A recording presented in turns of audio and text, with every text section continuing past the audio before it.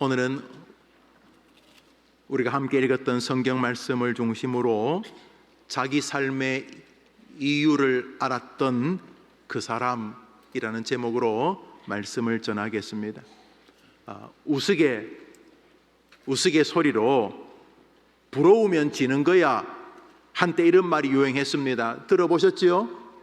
부러우면 지는 거야. 하지만 살다가 보면 부러운 사람이 있는 것을 부정할 수는 없어요. 이건 제가 눈을 조심해서 바라봐야 되는데, 참고로 제가 이렇게 보지만은 잘 안 보여요, 누가 왔는지. 이렇게 보기는 보는데 여러분 이렇게 악수하고, 아이고 권사님 오랜만에, 목사님 매주 봤는데요. 제가 잘 안 보여요, 멀어서. 그런데 지금은 좀 제가 눈을 조심해야 돼. 왜냐하면 지금 이 이야기 때문에 부러우면 지는 거야, 이런 말을 하기는 해도 사실 살다 보면 부러운 사람이 있기 마련이에요. 물만 먹어도 살이 찌는 분 계시죠? 이 눈을 조심해야 돼요. 물만 먹어도 살이 찌는 분 계시죠? 물만 먹어도 살이 찌는 사람은 어떤 사람이 부러워요? 날씬한 사람, 아무리 먹어도 살이 안 찌는 날씬한 사람. 저도 호주에 있는 시드니 해림교회 제 친구 홍상은 목사님이 그래요. 같이 점심을 먹는데 나보다 더 먹어. 살이 안 쪄. 어떤 사람은 물만 먹어도 살이 찌는 사람이 있어. 심지어 어떤 분은 숨만 쉬어도 살이 찌는데, 숨만 쉬어도. 그래요. 또 어릴 때 엄마가 돌아가신 분들은 엄마가 있는 친구만 볼 때 엄마한테 안기거나, 심지어 엄마에게 짜증내는 옆에 친구를 볼 때도 너무너무 부러운 거예요.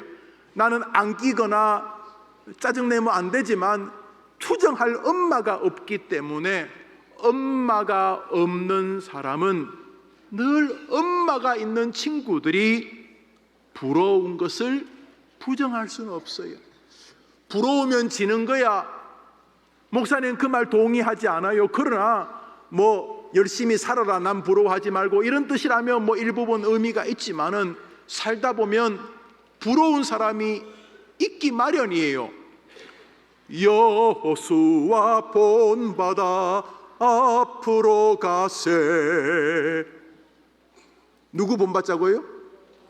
이거 목사님이 지어낸 노래 아니에요? 불러봅시다. 시작. 여호수아 본받아 앞으로 가세. 우리 거할 그만 보세요.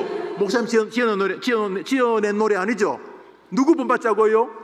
여호수아 우리는 지금 누구를 부러워하는 거예요? 말 안 할래요?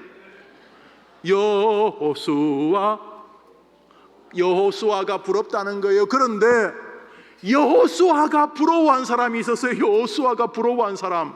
우리는 여호수아 부럽다 그러는데 여호수아가 부러워한 사람이 있었어요. 성경 말씀 출애굽기 읽습니다. 우리 아동부 학생들, 여러분들은 저 뒤에 계신 엄마 아빠하고 달라. 엄마 아빠도 나가면 잊어버릴 수도 있는데, 여러분은 지금 조금만 집중하면 목사님처럼 60살이 되어도 잊지 않아. 그 말씀에 여러분이 할 수 있는 최선을 다해서 마음을 기울여 봐요. 장난치고 싶은 마음이 생기는 거 어쩔 수 없지만, 여호수아가 부러워했던 사람을 읽습니다. 시작. 사람이 그 친구와 이야기합니다.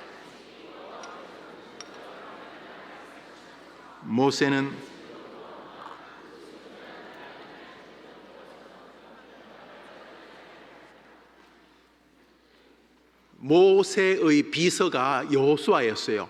여호수아는 비서야, 비서. 과거 성경에는 몸종이라고 돼, 몸종. 여호수아는 모세 지도자의 종이었어요. 혹은 비서였어요. 물론 모세가 여호수아를 좋아하셨고 인정하셨기 때문에 비서로 데리고 다녔겠죠. 그런데 모세는 하나님과 대화하던 사람이었어요. 모세가 여호수아야, 너는 하나님 뵈면 안 되니까, 왜냐면 죽으니까 너는 그 회막 천막 뒤에 좀 있거라 하고, 이렇게 쉽게 말하면 예배당으로 들어와서 이제 하나님하고 모세가 대화해요. 뭐라고요? 사람이 그 친구와 이야기하는 것 같이 여호와께서 모세와 대화. 하나님이 모세야, 그래 오늘 좀 어떠냐? 다리 안 아프고 괜찮냐? 사람들 말 안 듣지? 괜찮으냐? 하고 하나님이 말하면 모세가, 하나님 짜증나 죽겠어요. 왜 이렇게 말을 안 들어요? 이건 성경에 없어요. 그런데 지금 모세하고 하나님하고 주거니 받거니 모세하고 하나님하고 지금 대화를 하는데, 여호수아는 어디 있어요? 회막 밖에서 지금 이제 멀리서 듣고 있는 거예요. 자기는 보지는 못하고. 하나님하고 모세하고 대화가 다 끝났어요. 하나님하고 모세하고 대화가 끝나자 모세는, 이거 그럼 하나님 저 또 내일 하루 또 열심히 이 백성들, 이 참 못된 백성들 데리고 또 한번 출애굽 과정을 열심히 해보겠습니다. 하나님 도와주세요. 그래 내가 너와 함께 하겠다. 이제 그러고 이제 대화 끝났어. 그래서 이제 하나님은 하늘로 올라가시고, 모세는 이제 회막에서 나와서 딱 나오니까 여호수아가 있으니까 그래 가자 하고 모세가 먼저 저 앞에 걸어가. 그런데 여호수아가 차마 회막을 못 떠났어. 아마 모세를 따라가야 되는데 지금 못 따라가. 왜 못 따라가? 마음이 어디 있어요? 그 회막에서 자기 스승 모세와 하나님이 대화하는 게 너무 부러웠던 게 너무. 그래서 여호수아는 회막을 떠나지를 못하는 거예요. 목사님이 여러분 만날 때 목사님 집이 뭐 엄청 가난하지는 않았는데 왜 그렇게 이렇게 맛있는 걸 잘 안 사주셨어? 내 기억에는. 그런데 제가 기억나요. 요즘은 뭐 치킨류가 많지요. 여러분은 주로 어떤 치킨 시켜 먹어요? 그렇지, 그런 거. 알았어. 그래 알았다니까. 근데 저는 어릴 때 동네 시장에 닭강정이라고 있어서 닭강정 알아요? 그래, 그렇지, 닭강정. 그래서 시장에 가서 어머님 따라가서 어머님 시금치 사고 콩나물 사고 무슨 돼지고기 사고 그런 거 지켜봐. 근데 그거야 지금 내가 돼지고기 시장에서 뜯어 먹을 수는 없잖아, 시장에서. 그런데 내 관심은 그 시장 입구에 있는 그 닭강정 파는 집인데, 이제 시장을 다 보고 어머님이 이렇게 이제 집으로 와야 되는데 내 마음이 닭강정 가게에서 떠나지를 않는 거예요. 엄마 눈이 계속 닭강정 집에 있는 것처럼 여호수아는 하나님이 모세와 대화했던 회막에 있었어요. 너무 부러웠던 거예요. 오늘 이렇게 부러운 이야기를 하는 것은 목사님이 몇 주 전에 목사님이 너무너무 부러워하고 존경하는 찰스 헤돈 스펄전 목사님의 설교집을 읽을 때 하나님이 제 마음에 깊은 울림을 주셨기 때문에, 목사님은 설교를 마치고 특별한 일이 없으면 로이 존스 목사님과 스펄전 목사님의 책을 조금 봐요. 그러면 금방 교만할 것도 없지만 싹 사라지고, 야, 너 그걸 설교라고 했냐? 이런 마음이 딱 들어서 다시 마음을 잡게 되는데, 그래서 목사님 방에는 이 두 어른의 사진이 있어. 사진이 제가 볼 때마다 아이고, 내가 저분들 발바닥도 못 대는데 교만하면 안 되지, 이런 마음을 늘 가지. 스펄전 목사님 책을 몇 주 전에 이렇게 읽는데 스펄전 목사님이 이런 말씀을 하셨어요. 한번 따라해 볼까요? 바울을 닮고 싶은 열망이여. 나는 김용호 목사는 그 스펄전 목사님이 너무너무 부러운데, 설교의 황태자, 19세기를 견인했던 최고의 설교자, 마지막 칼빈주의자, 마지막 청교도라 불리웠던 수많은 오고 오는 설교자들의 지표와 멘토가 되기에 부족함이 없는 찰스 스펄전 목사님이 너무 부러운데, 이 어른은 너무도 닮고 싶은 사도 바울이요. 그러는 거예요. 사도 바울이. 나는 여호수아 본받아 노래 부르고 있는데 여호수아는 모세를 부러워하고 있었던 것을. 나는 스펄전 목사님 설교 같은 거를 해야 되는데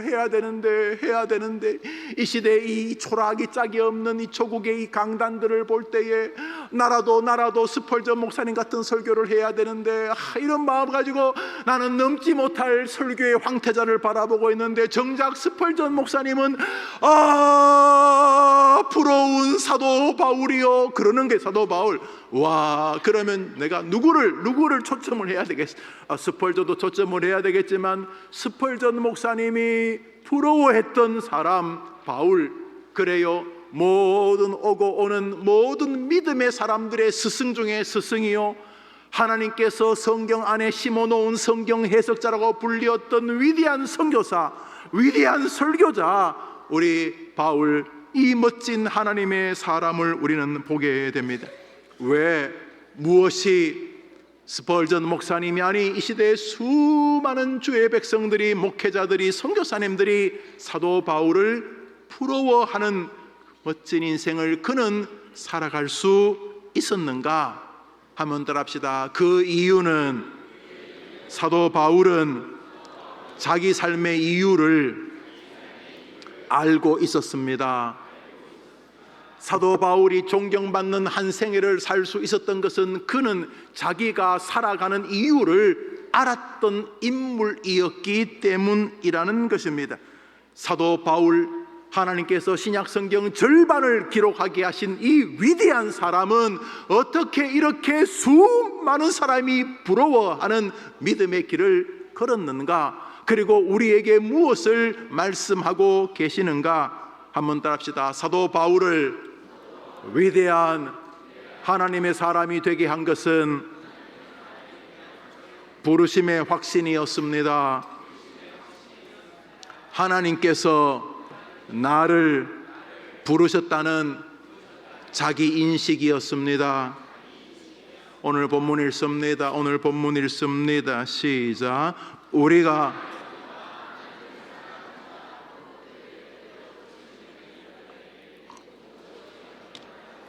첫째로 자기 이야기입니다. 노란 글씨 읽습니다. 시작.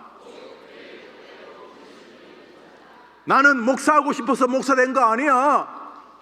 나는 해림교회 오고 싶어서 온 거 아니야. 나를 목사로 만드신 분은 하나님이셔. 이게 사도 바울의 정신이었어요. 나를 하나님의 뜻대로 불러주셨어. 내가 다메섹에서 하나님 만나고 싶어 만난 거 아니야. 내가 무슨 선교사 되고 싶어 선교사 된 거 아니야. 내가 이 땅에 태어나고 싶어 태어난 거 아니야. 내가 그 부모님 밑에서 그분의 둘째 자식으로, 셋째 아들로, 첫 번째 딸로, 첫 번째 아들로 태어나고 싶어 태어난 거 아니야. 나를 이 땅에 보내신 분은 하나님이시야. 한번 아멘 해봐요. 이것을 어려운 말로 영어로 따라합시다. 콜링. 하나님이 나를 불러주셨다. 노란 글씨 시작. 자기를 하나님이 불러주셨다는 이 인식이 사도 바울이 다른 사람하고 다르게 사는 첫 번째 이유였습니다. 이것은 사도 바울의 사상입니다. 천지가 개벽해도 바꿀 수 없었습니다. 나를 이 땅에 보내신 분은 하나님이시다. 한번 따라합시다. 나를 대한민국에 태어나 해림교회 성도가 되게 하신 분은 하나님이시다. 이 소명의식이 인생을 바꾸어 놓았습니다. 그런데 수많은 사람들은 왜 태어났니? 나는 괜히 태어났어. 이렇게 삽니다. 자기를 보내신 하나님을 모독하는 것이지.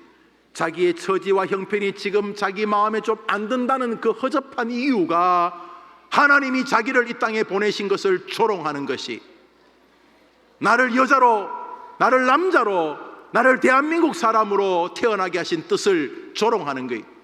자기 나라를 조롱하고 자기의 성별을 조롱하고 자신을 이 땅에 사명을 보내신 하나님을 조롱하기 때문에 자해, 자학, 냉소, 이런 인생을 사는 거예요. 사도 바울은 말합니다. 나를 부르신 분은 하나님이시다. 하나님의 뜻에 의하여 나는 이 땅에 보내심을 받았다. 로마서 8장 30절부터 읽습니다. 시작. 또 미리 정하신 그들을 또한 부르시고 부르신 그들을 또한 의롭게 하시고 의롭다 하신 그들을 또한 영원롭게 하셨느니라. 누가 우리를 그리스도의 사랑에서 끊으리? 내가 확신하노니 사망이나 생명이나 전사들이나 권세자들이나 현재일이나 장래일이나 능력이나 높음이나 깊음이나 다른 어떤 피조물이라도 우리를 우리 주 그리스도 예수 안에 하나님의 사랑에서 끊을 수 없다. 너희들 네 마음대로 해봐라. 뭐 날 죽이겠다고 네 마음대로 해봐라. 네가 아무리 해도 나를 이 땅에 보내신 하나님이 나를 하나님의 뜻대로 보내셨기 때문에 끝내 나를 지켜주실 것인 줄 나는 믿기 때문이다. 할렐루야. 소명의식이 없으면 자기 가정 함부로 대해요. 소명의식이 없으면 자기 인생도 함부로 대해요. 하나님이 나를 보내셨다는 의식이 부족한 사람은 시간을 함부로 게임이나 하고, 뭐 게임이 꼭 다 나쁜 건 아니지만 시간을 함부로 보내요. 자기 인생을 함부로 보내요. 하나님이 자기를 보냈다고 안 믿으니까 자기 시간인 줄 알아. 자기 마음대로. 하나님이 자기를 뜻을 가지고 보냈다는 소명의식이 없으니까 마음대로 목회하는 게 마음대로 사는 거야. 마음대로. 한번 따라 합시다. 하나님이 나를 보내셨다. 이 땅에. 그게 사도 바울의 정신이었습니다. 사도 바울은 아나니아 선지자를 통해서 자신에게 하는 말씀을 분명히 들었고, 여러분이 지금 김용호 목사님을 통해 듣고 있는 것처럼 사도 바울은 아나니아라고는 그때 목사님을 통해 분명히 듣습니다. 사도행전 9장을 읽습니다. 시작. 주께서 가라, 이 사람은 내 이름을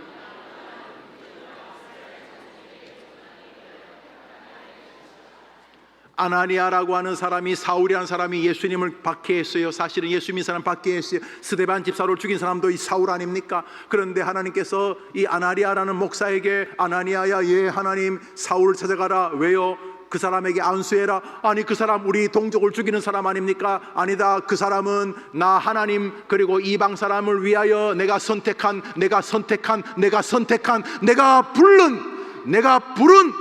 콜링한 내 뜻이 있는 사람이다. 그래서 아나니아가 가서 사울에게 안수하게 되고 사울은 바울로 바뀌게 됩니다. 그리고 바울은 자기 인생을 딱 기억합니다. 한번 답시다. 나는 하나님을 위하여 이 땅에 보냄을 받은 사람이다. 우리 여러분 해봐. 시작. 나는 한 번 더. 나는 하나님을 위하여 이 땅에 태어났다. 하나님이 나를 이 땅에 보내셨다. 누가? 우리 학생들, 엄마 아빠가 여러분을 태어나게 한 건 맞아요. 그런데 엄마 아빠는 하나님이 여러분을 이 땅에 보내는 통로이셨어요. 통로도 소중하기 때문에 효도하라고 분명히 말해요. 그러나 여러분을 이 땅에 태어나게 한 통로인 부모님에게 효도한다면 여러분을 계획하고 이 땅에 보내신 진짜 여러분의 아버지 하나님에게는 얼마나 효도해야 되겠어요? 한번 더 따라합시다. 나는 하나님께서 이 땅에 보낸 사람이다. 한 번 더. 나는 시작. 사도 바울이 탁월한 것은 바로 자기의 부르심의 확신이었어요. 어쩌다가 집 앞에 있는 교회 그냥 해림교회 다녔어, 이런 사람하고 뭔지는 모르지만 나와 해림교회의 만남은 특별한 뜻이 계신다.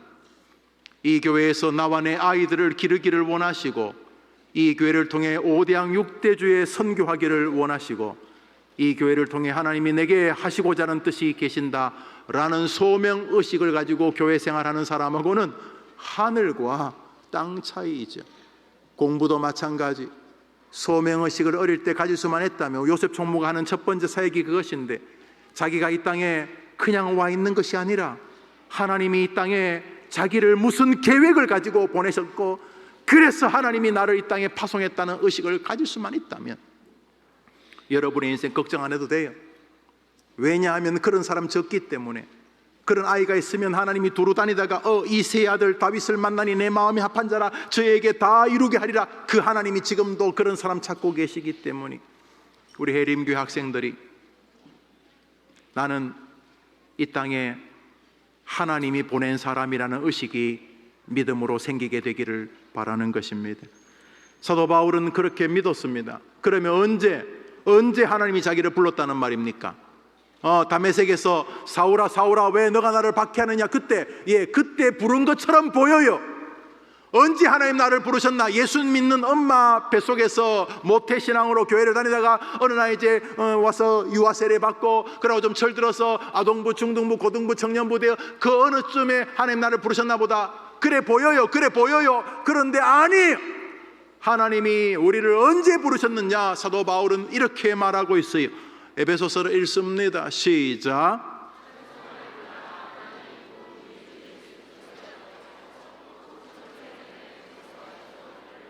자기를 언제 선택하셨다고요?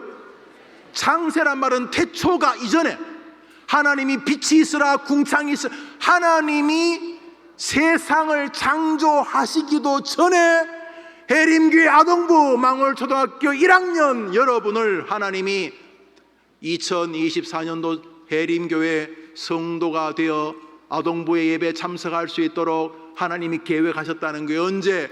100년, 1000년, 만년, 아이고, 세상이 있기도 전에 하나님의 복중에 하나님의 마음에 계획하셨다가 하나님이 나를 이 땅에 보내셨다는 거예요. 이게 멋진 일이에요. 이게 얼마나 멋진지 몰라요. 여러분하고 저하고 만난 게 우연이라고요? 여러분이 이 도장 찍어서 내가 해림교회 청빙을 받았고 여러분들이 집 앞에 교회가 있어서 온 것처럼 보이죠? 그래 보이죠? 엄마 아빠 때문에 온 것처럼 보이죠? 아니에요. 우리 만남은 찬송가 같지요? 우리 만남은 우연이 아니, 사도 바울을 힘있게 만든 것은 이것이었어요. 물론 다메섹 도상에서 주님이 사울아 사울아 왜 너가 나를 박해하느냐 하면서 만났지만은 그것은 은혜의 체험의 시간이었고, 교리적으로 하나님이 내가 이 땅에 태어나기도 전에 우리 엄마의 인류가 세상에 나타나기도 전에 하나님이 마음에 김영우란 사람을 대한민국 땅에 보내겠다고 계획하셨다가 나를 이 땅에 보내어 때가 되어 하나님의 백성으로 불러주셨구나. 나의 배후에는 영원 전부터 하나님의 계획이 있구나. 할렐루야. 이게 예정의 교리인데 여러분이 이제 배워가게 될 거예요. 여러분이 디딤돌 우리 교리 공부를 하면은 배우게 될 거예요. 사도 바울은 자기가 영원 전에, 창세 전에 부름을 받았다고 확신하게 되었어요. 이것을 어려운 말로 한번 더 합시다. 소명의식. 자기 직업을 늘 불평하는 사람이 있어요. 이게 뭐야, 날마다 음식이나 만들고 음식이나 갖다 주고 내가 무슨 밥 만드는 기계야.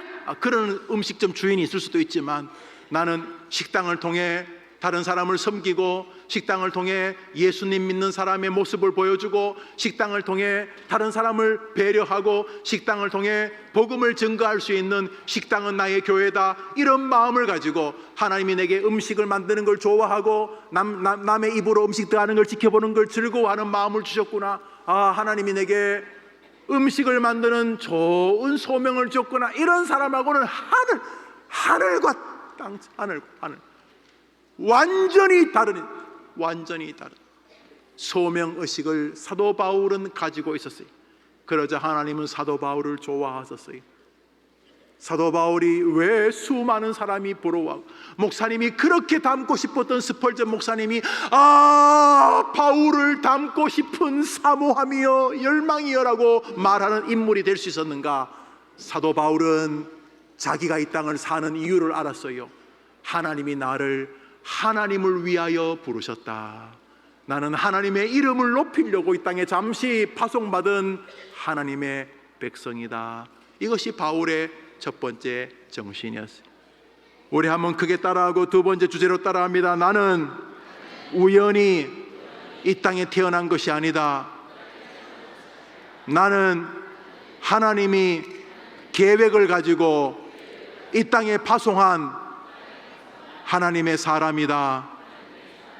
두 번째로 사도 바울을 다른 사람보다 위대한 인물로 만들었던 이유는 따라합시다. 사도 바울은 자신의 삶의 이유가 예수님의 유언, 땅끝까지 복음을 전하라는 영혼 구원이라는 것을 알고 거기에 삶을 들였기 때문이다.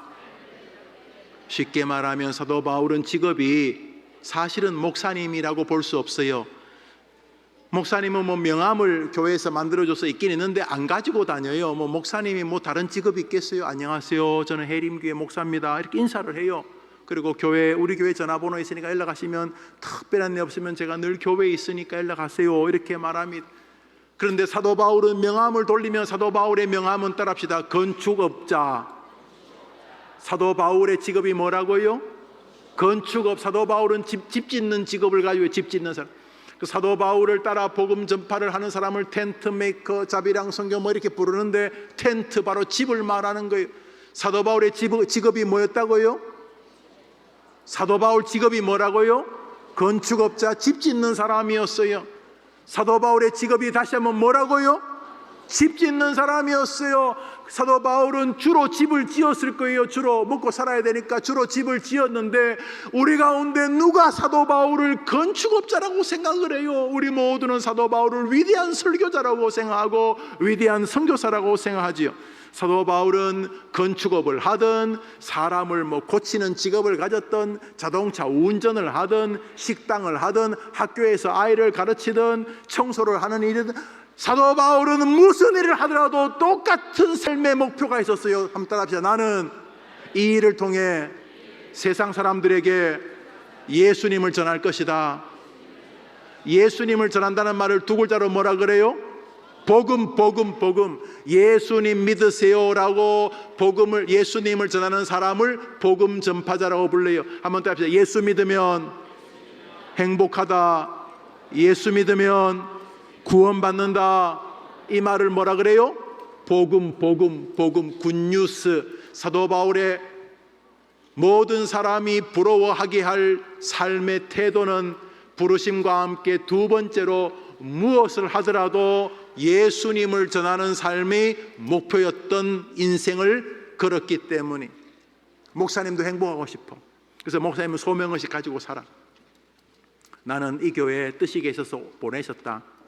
언젠가 뜻이 계시면 또 다른 데로 보내실 수도 있겠지만, 하나님이 나를 이 교회에 뜻이 있어 목사님 소명의식이 있어요. 두 번째로 목사님도 행복하고 싶어서 사람들에게 예수님을 전하려고 그래. 목사님의 주 직장은 이 교회이기 때문에 목사님은 여기서 여러분들에게 예수님을 전하지. 여러분들은 여러분의 인생의 직장인 교회, 여러분의 삶에서 여러분이 예수님 전하면 돼. 여러분들은 학교, 학원, 가정, 그렇겠지, 친구들, 그때 예수님 전하면 돼. 사도 바울의 자기 인생관은 뭡니다. 사도행전 20장입니다. 시작.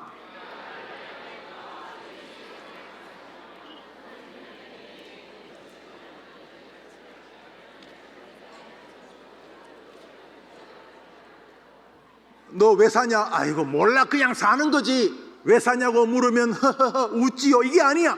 사도 바울은 너 왜 사냐? 이렇게 물으면 노란 글씨 시작. 내가 달려갈 길과 주 예수께 받은 사명 곧 하나님의 은혜의 복음을 증언하는 일을 위해서 산다. 예수님을 믿으라고 하는 거, 내가 달려갈 길, 주 예수께 받은 사명 곧 하나님의 은혜의 복음, 예수 믿으세요. 예수 믿으세요. 친구야, 너희 엄마 아프시다면서 나랑 기도하자. 나도 기도할 테니까 너도 우리 교회 가서 같이 기도하자. 예수님 이름으로 기도하자. 친구들에게, 학원에서 만나는 선생님들에게, 선생님 예수님 믿으면 너무 좋아요. 예수님 믿으면 너무 좋아요. 이렇게 예수를 증거하는 것이 나의 달려갈 길이다. 이게 내 인생이다. 나는 사람을 고치는 간호사고 의사고, 나는 학생을 가르치는 학교 선생님이고, 나는 사업하고 있는 사업가고, 나는 직장을 다니는 직장의 직원이지만 나의 인생의 목표는 이런 일들을 통하여 예수님을 사람들에게 전하는 것이다. 이것이 사도 바울의 정신이자 하나님은 사도 바울에게 큰 복을 주셨어요. 정리합니다. 사도 바울을 위대한 모든 사람이 부러워하는 사람으로 살게 만든 이유는, 바울에게는 부르심. 재수 없이 내가 이 집에 태어났어. 응? 내 친구 엄마 아빠는 저기 뭐 번쩍번쩍 하는데, 아이고 나는 재수 없이 이 집에 태어났어. 이게 아니라 하나님이 뜻이 계셔서 나를 이 가정에 보내셨고, 하나님이 뜻이 계셔서 나를 남자와 여자로 만드셨고, 하나님이 뜻이 계셔서 나를 해림교회 성도가 되게 하셨다. 하나님이 뜻이 계셔서 나를 이 땅으로 부르셨고 나에게 사명을 맡기셨다. 이 부르심에 대한 분명한 신앙이 있었어요. 재수 없이 그 집에 태어난 게 아니고 하나님이 나를 부르셨다. 콜링, 소명의식. 두 번째로 바울을 위대하게 만든 것은, 나는 무슨 일을, 건축업을 하든 목사를 하든 식당을 하든 자동차 운전을 하든, 나는 무슨 일을 하든 복음을 전하기 위하여 부르심을 받았다. 목사님은 강단에서 복음을 전하시고, 나는 나의 직장이라는 교회에서 복음을 전하도록 주님이 나를 부르셨다. 복음을 위하여 내가 부름을 받았다. 세 번째로 바울을 위대하게 만든 것은, 한번 따라합시다. 바울은 자기 삶에 축복된 결과를 신뢰했습니다. 로마서 8장 28절입니다. 오늘 본문이죠. 로마서 8장 28절입니다. 시작.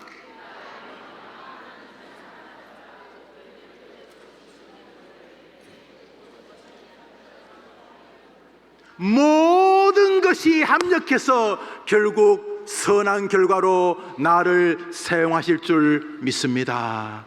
사도 바울의 정신에는 하나님이 나를 주님의 뜻으로 부르셨는데, 복음 전파를 위해 부르셨는데, 내가 이 길을 걸어가면 하나님께서 나의 모든 삶을 결국 합력하여 선한 결과, 행복한 결과로 만들어 주실 줄 믿습니다 라고 하는 결과에 대한 소망과 신뢰가 있었습니다. 한번 따라합시다. 사도 바울의 정신은 자신의 삶을, 복음 전파라는 주님의 명령을 따르는 자신의 삶을 하나님이 결국 복되게 인도하실 것을 믿었습니다. 저도 믿어요. 저도 지금까지도 지난 32년, 33년 동안 하나님이 저를 너무도 복되게 해주셨는데, 저는 저의 앞으로의 삶도 하나님이 복되게 해줄 것을 의심하지 않아요. 비록 부족하고 연약해도 저는 소명을 가지고, 저는 사람들에게 예수 그리스도의 말씀을 전할 것이고, 하나님께서 나와 함께 하심을 의심하지 않기 때문에 결국 이런 어려움도 있고 저런 방해꾼도 있고 이런저런 일도 있고, 목사님도 목사님 늙으니까 아프겠죠. 그리고 좀 더 많이 아파지고 뭐 이런저런 어려움이 여전히 남아 있겠지만은, 모든 것이 합력하여 선한 결과로 만들어 주실 줄 믿습니다. 사도 바울에게는 이 의식이 있었어요.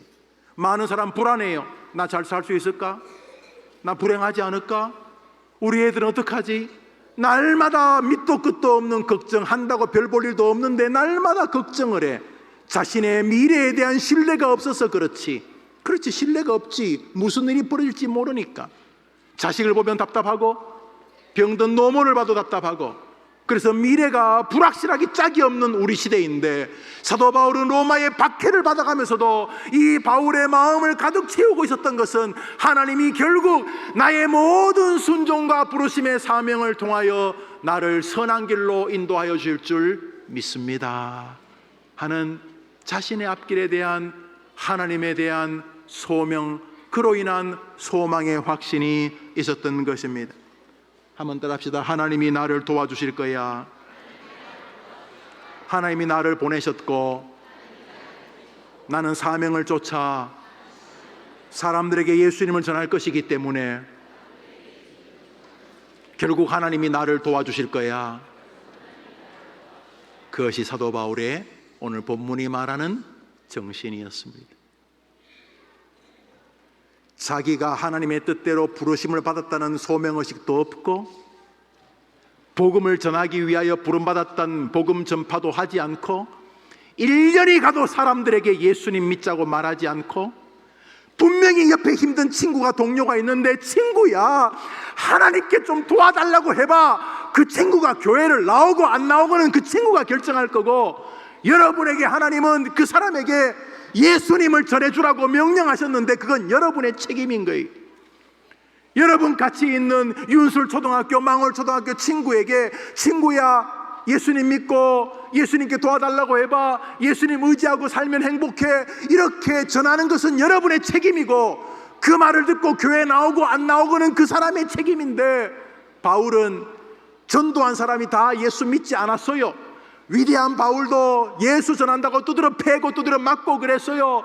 사도 바울이 아무리 전해도 안 믿는 사람 더 많았어요. 그런데도 하나님은 바울이 복음을 전파했을 때에 약속하셨어요. 너는 소명의식을 가지고 살고, 너는 예수의 이름을 증거하라는 내 명령을 자신의 삶의 이유로 알고 그렇게 살았기 때문에 결국 너희가, 바울, 네가 사는 좋은 일, 어려운 일, 슬픈 일, 나쁜 일, 너를 도와준 사람, 너를 미워하는 사람, 별 사람, 이런 모든 것을 합력하여 결국 선한 결과로 너를 인도해 줄 것이다 라는 믿음이 바울에게 있었어요.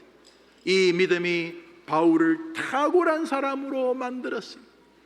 우리 해림교회 아동부 학생들에게 이 설교가 굉장히 큰 교리가 여서 크게 들릴지 모르지만, 소명의식이 있는 것은 누구나 불정할 수 없는 믿음의 태도예요. 우리 해림교회 성도들, 부모님들이 소명의식을 가진 모습을 자녀에게 보여야 안 되겠습니까? 재수 없이 태어난 게 아니고 하나님이 여러분을 이 땅에 보내셨다는 분명한 소명의식이 있어야 여러분이 사랑하는 자녀들이 모든 사람이 부러워하고 하나님이 기뻐할 이 시대의 인재가 되지 않겠습니까? 기도합시다. 이제는 예수님의 은혜와 하나님의 사랑과 성령의 교통하심이 자기 삶의 이유를 알았던 그 사람 바울을 기억하면서 정말 부러운 그 사람을 우리에게 주시는 이유가, 너도 소명의식을 가지고 복음 전파의 사명으로 너가 가는 길을 믿음으로 걸어가고 그 길이 결국 복될 것이라는 믿음의 확신으로 인생을 살아가면 바울처럼 너도 도와주겠다는 이 하나님의 음성이 자기 것인 줄 알고 그렇게 또 한번 살아보리라. 어릴 때 말씀과 신앙과 소명을 가지고 자신 가문과 이 조국을 멋지게 이끌어갈 우리 아동부 학생들과 교사들과 예배하는 모든 성도들 위해 영원토록 함께 있을지어다. 아멘.